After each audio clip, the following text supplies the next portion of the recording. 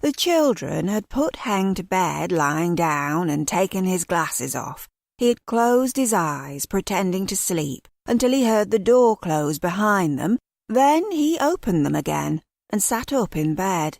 He was not tired yet, not by a long chalk. They had left a small night-light candle burning near the doorway, as they normally did, just before all the daylight faded, but it was not bright enough to light up the recesses of the large room. However, Heng could see everything as clearly as by daylight. He knew that this was strange, but accepted it as being better than not being able to see in the dark. He was aware of not being the same as before, but he couldn't quite remember what he was like before.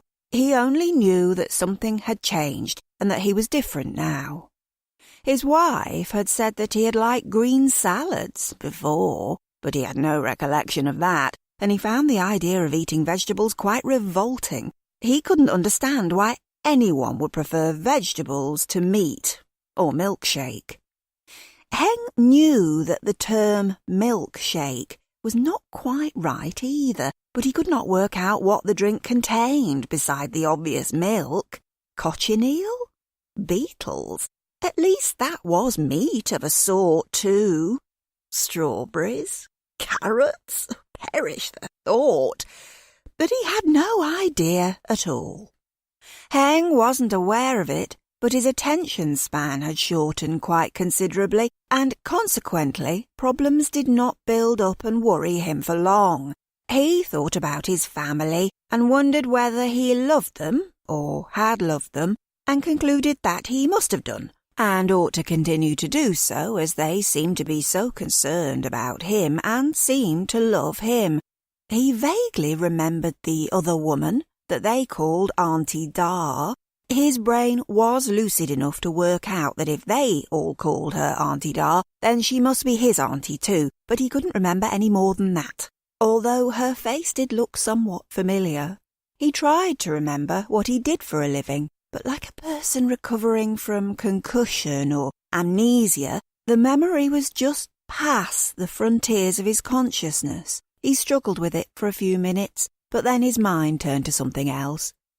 Why had those people appeared so concerned when they looked at him?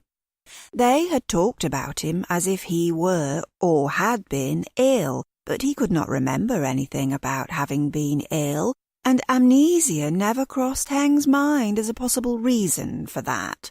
He tried to recall the names of the members of his family, but it was difficult, and he knew that that was strange as well, since he ought to. Wan, he thought, was his wife, and he felt grateful that it wasn't the older woman, who was... Oh, yes, his Auntie Da. So, Wan was his wife, and he loved her. He must have done anyway to marry her and have 2 children, a boy and a girl, whose names were... Dam and Din? No. Den and Din. That sounded vaguely familiar, so he settled for that. Den and Din and Wan and Da, who was his auntie.